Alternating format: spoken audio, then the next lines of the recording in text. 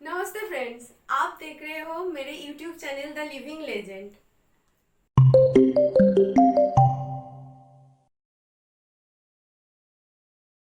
7 जनवरी 1966 को लाल बहादुर शास्त्री के ताशकंद में देहांत के बाद अंतरिम चुनावों में उन्होंने बहुमत से विजय हासिल की और प्रधानमंत्री का कार्यभार संभाला।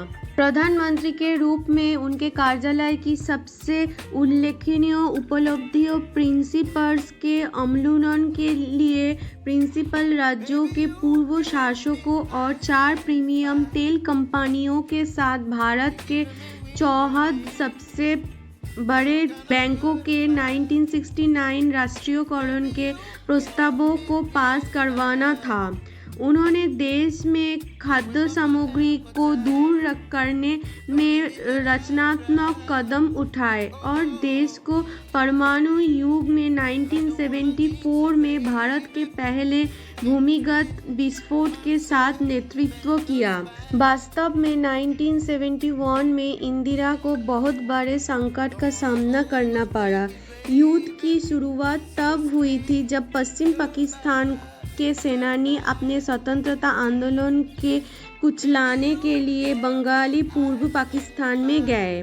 उन्होंने 31 मार्च को भयानक हिंसा के खिलाफ बात की, लेकिन प्रतिरोध जारी रहा और लाखों शरणार्थियों ने पड़ोसी देश भारत में प्रवेश करना शुरू कर दिया। इन शरणार्थियों के देखभाल में भारत में संसाधनों का संकट होने लगा। इस कारण देश के भीतर भी तनाव काफी बढ़ गया।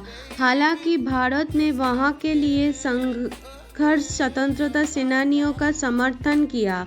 स्थिति तब और भी जटिल हो गई जब अमेरिका के राष्ट्रपति रिचर्ड निक्सन ने चाहा कि संयुक्त राज्य अमेरिका पाकिस्तान के पक्ष में खड़ा हो, जबकि इधर चीन पहले से पाकिस्तान की हथियार दे रहा था और भारत ने सोवियत संघ के साथ शांति, दोस्ती और सहयोग की संधि पर हस्ताक्षर किए थे।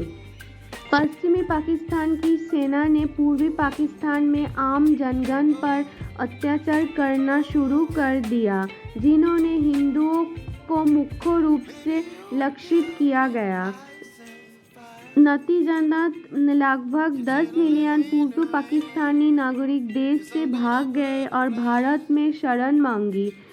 भारी संख्या में शरणार्थी होने की स्थिति न इंदिरा गांधी को पश्चिम पाकिस्तान के खिलाफ आवामी लीग के स्वतंत्रता के संघर्ष को समर्थन देने के लिए प्रेरित किया।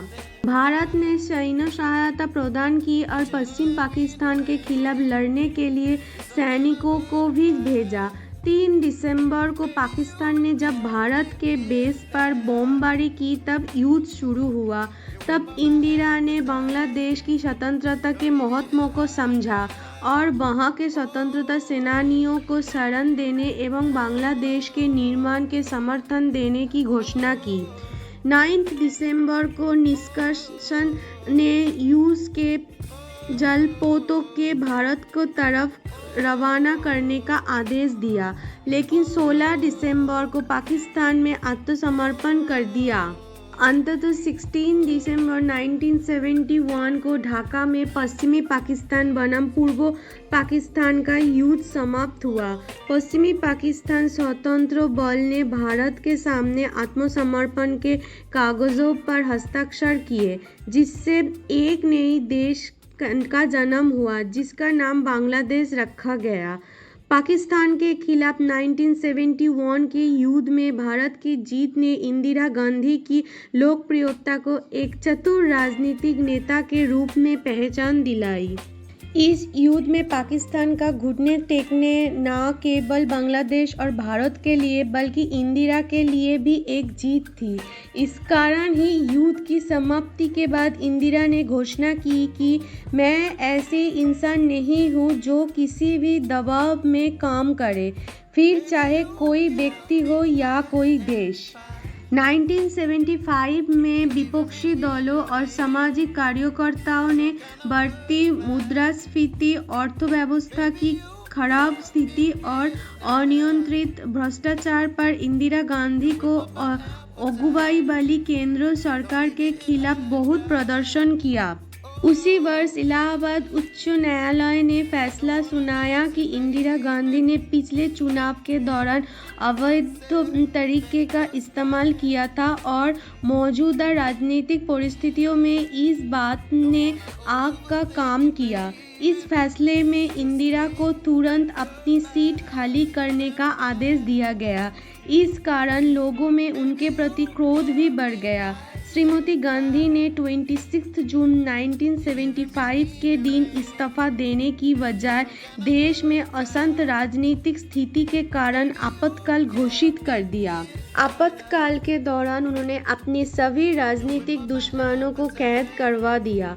उस समय नागरिकों के संवैधानिक अधिकारों को रद्द कर दिया गया और प्रेस को भी सख्त सेंसरशिप के तहत रखा गया था। गांधीवादी समाजवादी जयप्रकाश नारायण और उनके समर्थकों ने भारतीय समाज को बदलने के लिए कुल अहिंसक क्रांति में छात्रों, किसानों और श्रम संगठनों के एकजुट करने की मांग की। बाद में नारायण को भी गिरफ्तार कर लिया गया और जेल भेजा।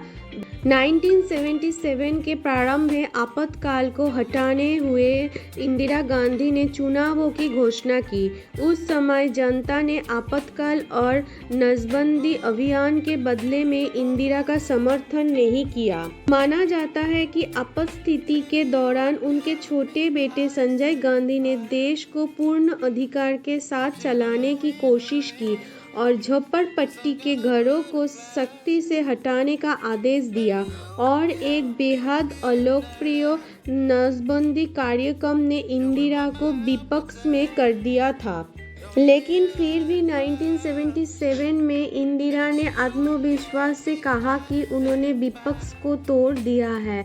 उन्होंने चुनाव की मांग की। मोरारजी देसाई और जयप्रकाश नारायण की नेतृत्व में अवरत जनता दल संगठन ने उन्हें हराया था।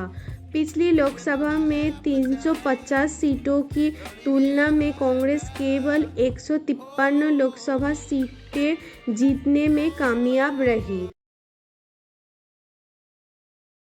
तो आज के लिए इतना ही। मैं फिर से आऊंगी आपके पास एक सुंदर कहानी के साथ। Thank you.